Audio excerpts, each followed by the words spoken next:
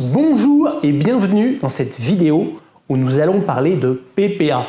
Alors, qu'est-ce que cela signifie donc cet acronyme PPA?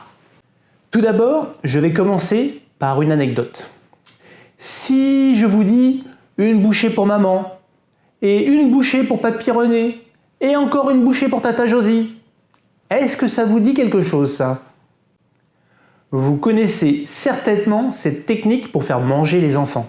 Vous avez peut-être vous-même pratiqué en tant que parent ou en tant qu'enfant.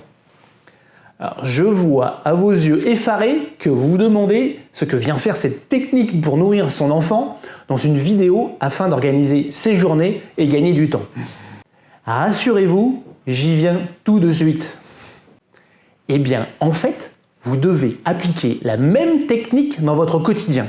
Alors attention, non pas demander à un ami ou votre conjoint de vous faire manger comme ça, mais je parle de morceler vos actions. Plutôt que de proposer le plat entier à votre enfant, qui refuserait, vous le proposez par petits morceaux en lui donnant un sens, en disant « pour quelqu'un », pour Tati José, pour tonton René. Plutôt que de considérer une tâche globale à effectuer, surtout lorsque c'est une tâche longue, découpez-la en petites actions digérables. En fait, c'est même plus simple que ça, car vous n'avez pas besoin de détailler toutes les actions conduisant à l'aboutissement de la tâche. Cela serait fastidieux et même dangereux, car la moindre évolution de votre environnement vous obligerait à recommencer tout le découpage de vos actions. Non, vous devez seulement préciser la première action à mettre en œuvre. Il s'agit de la première prochaine action, la PPA. Donc voilà enfin la signification de PPA. Vous décrirez la deuxième action après avoir achevé la première et ainsi de suite. Donc vous avez bien compris, vous ne devez identifier que la première prochaine action. C'est tout, la PPA, la première prochaine action. Cette technique de la PPA est simple à mettre en œuvre et est très puissante. Simple, car vous pouvez le constater, il suffit juste de noter ou avoir en tête votre première prochaine action sur chacun de vos objectifs. C'est extrêmement simple. Et puissante, car ça va vous permettre de gagner beaucoup de temps pour deux raisons. Premièrement, cela vous évite de procrastiner. Et deuxièmement et surtout, cela vous permet de mieux organiser vos actions. Et en plus, comme vous avez pu le voir peut-être dans la vidéo précédente, c'est la clé de votre succès. C'est la clé pour avoir une vie réussie. C'est fondamental pour votre épanouissement. Alors revenons sur la première raison. Tout d'abord, ça vous évite de procrastiner.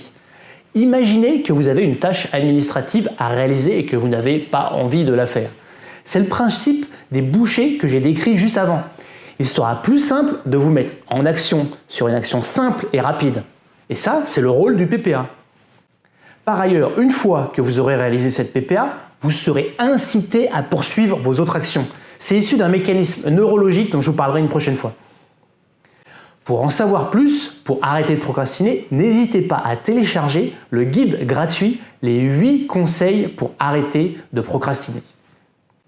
Deuxièmement, donc la deuxième raison, cela vous permet de mieux organiser vos actions et ainsi d'être plus efficace, gagner du temps et garantir de respecter vos échéances. Je vais vous donner maintenant une illustration pour vous faire comprendre encore mieux. Vous avez l'objectif, par exemple, de transformer le prospect Monsieur Dupont en client de votre produit. Vous avez tout intérêt à découper cette priorité en actions plus courtes. Premièrement, vous allez appeler le prospect pour prendre un rendez-vous avec lui. Deuxièmement, vous allez chercher un échantillon à l'usine pour pouvoir le montrer après au prospect. Troisièmement, vous allez préparer la présentation commerciale, préparer la documentation, préparer votre discours oral. Quatrièmement, vous allez vous rendre au rendez-vous, voir Monsieur Dupont, pour le transformer en client. La technique de la PPA vous permet de mieux vous organiser. Au lieu de noter ou d'avoir en tête de transformer le prospect Monsieur Dupont, vous vous concentrez uniquement sur la PPA. Appelez le prospect, c'est la première prochaine action. C'est plus simple et plus facile à caser dans votre emploi du temps.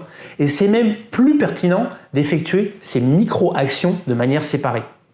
En effet, il ne serait pas pertinent d'effectuer les 3 premières tâches dans une même période de temps. Il est ainsi plus efficace d'appeler le client assez rapidement, en même temps que d'autres coups de téléphone, vous gagnez ainsi du temps.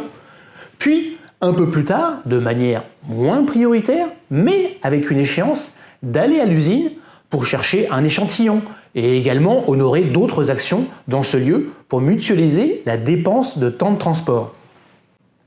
Enfin, vous préparez la présentation commerciale plutôt un matin lorsque vous êtes frais d'esprit. Alors, quelle sera votre prochaine PPA pour mettre en œuvre cette technique?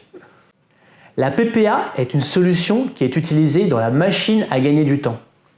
C'est une démarche qui va vous guider pas à pas pour gagner du temps en étant plus efficace dans vos actions, tout en étant plus serein. Téléchargez gratuitement la synthèse de la machine à gagner du temps maintenant. Et gagnez ainsi du temps très rapidement et retrouvez votre sérénité.